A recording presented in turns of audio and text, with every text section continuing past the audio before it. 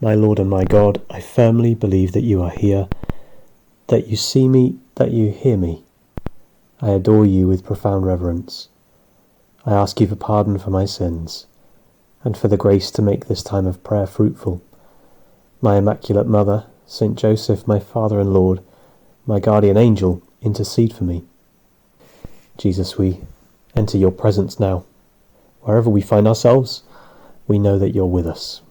We ask maybe that in this time of prayer we sense your peace coming down upon whatever it is that's on our heart at the moment. In these meditations we always pick a particular topic, but it's also important just for me to bring my heart to you, Jesus, that this is above all a time of prayer. Yes, some topic that the gospel provokes in me, praying out loud, but for you, my brother, sister, maybe something's on your heart that we bring to Jesus now, consciously.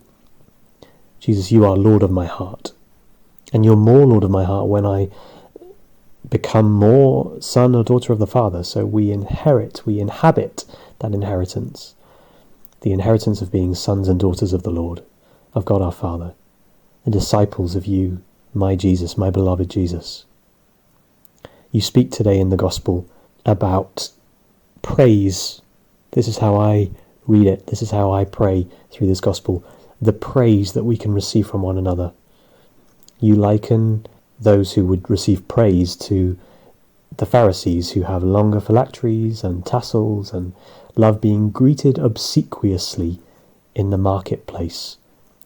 This is a phrase that's always struck me as it's quite difficult to say out loud, to be greeted obsequiously. So we have to go slower when we read this passage of your words, Jesus. And there's something about that word obsequious that's so powerful. You're saying, Jesus, that the Pharisee is almost looking for the praise. They wish to be greeted in this way. They wish to be greeted with great praise, with great honour, as if they're kind of looking round the room, looking round the market, looking for who's wanting to say something to me in praise.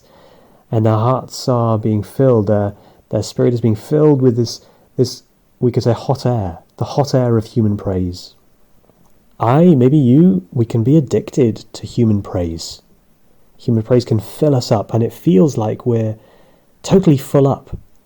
I remember somebody telling me once that if you breathe in helium from a balloon, this is not something I'd recommend, but if you were to breathe in helium from a balloon, there's something about helium. The reason it's dangerous is because helium is lighter, it's less dense than oxygen, and so the lungs, you think your lungs are full, and actually they're not.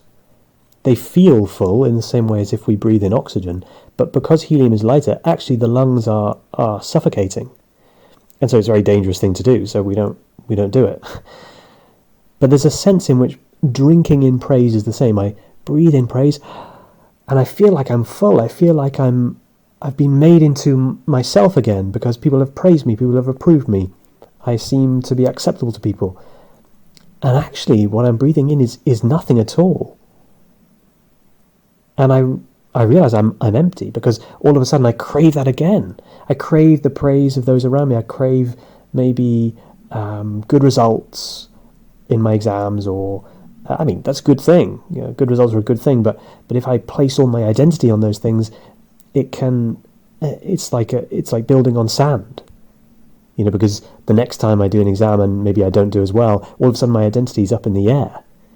Or the person who employs me, I'm craving their good attention, or their good praise for me, or someone in my family, or maybe my friendship group, that as long as they approve of me, then I'm okay.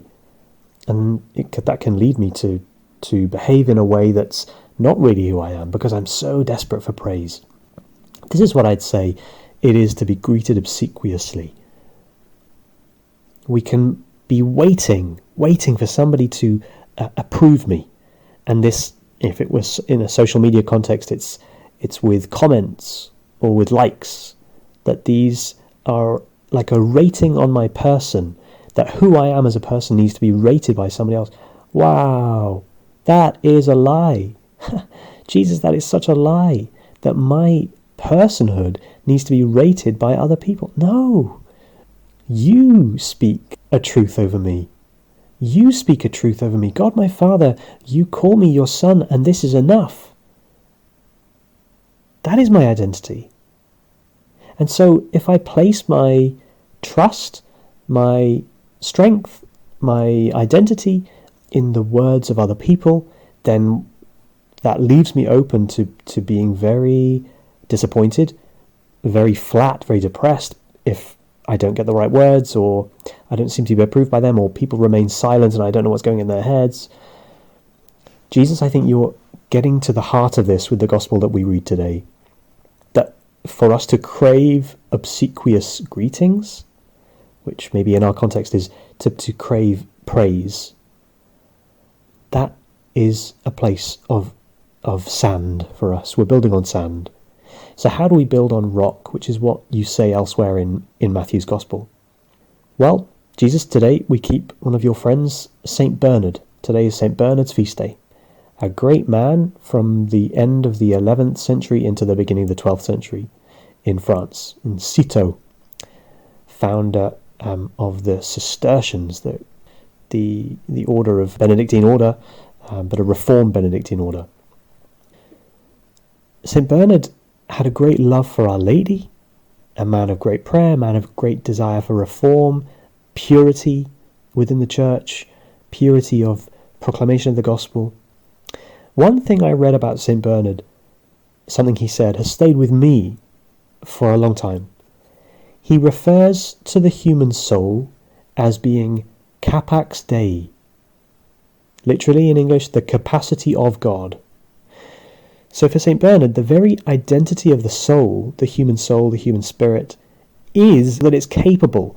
It's capable of holding the whole of God. This is amazing. So if we zoom out from that phrase and say, so what is God? Who is God? God is, St. Anselm says, he than which nothing greater can be thought. So the greatest possible God is the God that we believe in and the God that we're speaking to right now. The God who is all good, all truthful, all powerful, all present, all loving, all knowing. God, you are that one who is everything. You are everything. You send your Son Jesus Christ into the world to save me, to rise from the dead for me, to set me free from my sinfulness. You are everything to me. And if I try to fit you in my head, I can't. Because if I try to fit you in my head, I've created another God, in a sense. You are always greater than anything I can imagine, as St. Anselm says. And yet, for St. Bernard, everything that you are fits into my soul, if only I would allow it. My soul is created not to have a little bit of God, or a little bit of his love, or access to a little bit of his truth. No, every experience I have of God is the whole God. God doesn't kind of split himself into parts and give me a part. No, I, as a creature, sometimes access only a portion of the whole. But that's to do with me. It's not God limiting the gift of himself to me. Jesus, thank you for revealing to me a God who wants to give me everything of himself. Nothing held back. And so for St. Bernard, what would stand in the way of me receiving even more is me. Is actually that I'm more interested in the praise of humans. That I'm kind of dependent on their words, their consideration of me, their rating of my life, their rating of my performance, we could say. This human concern, a worry for how I look in the eyes of others. This was the sin, we could say, the mistake of the Pharisees, that they base their identity on the praise of those around them, the honour that they're going to be paid, rather than recognizing the greatest dignity they had already was that God, the living God, wanted to dwell within them. The living God was offering everything to them in that moment. The living God had sent his only begotten Son, in whom the fullness of God dwells, says St. Paul. And he was right there in their midst, and they weren't interested. And my brother, my sister, the same is true of you and me. This Jesus, who is God incarnate, is in our very midst. He's offering himself to us in our prayer every day, in his word every day, in Holy Communion every day if we wish. If it's possible, with our work commitments or whatever. If not, we make spiritual communions. But how aware am I that he's offering everything to me, that my soul, the deepest part of me, is capable of receiving everything that God is? This, when I first read it of St. Bernard, blew me away to recognize that I am made for God. Well, Mother Mary, St. Bernard was one who loved you so much, and we love you so much, and we wish to enter into this identity even more, that we are made for God. My soul is made to hold the whole of God. Let me detach myself from the praise of others and receive the identity that the living God gives to me. I give you thanks, my God, for the good resolutions, affections, and inspirations you have communicated to me in this meditation. I ask you for help to put them into effect. My Immaculate Mother, St. Joseph, my Father and Lord, my guardian angel, intercede for me.